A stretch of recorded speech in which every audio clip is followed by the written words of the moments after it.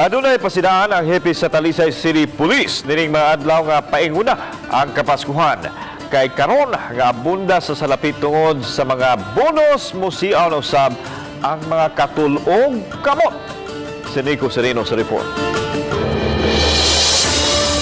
Nakadawat og taho si Major Gerald A. Spelare, hepe sa Talisay City Police, nga dunay usa ka senior citizen nga gihimulbulan ng iyang mga lahas sa may merkado sa Tabunok.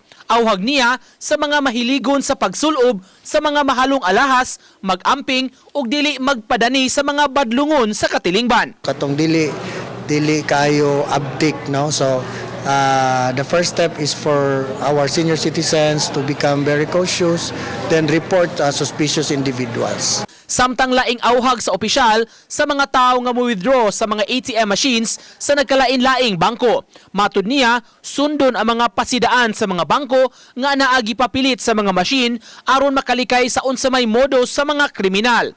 Sa mga mo-withdraw nga makabantay sa mga tao nga dunay kadudahan nga lihok, mutaho dayon sa mga security sa bangko aron kalikayan nga mabiktima. Natanaw nila before they withdraw money, dapat they look at and observe the surroundings.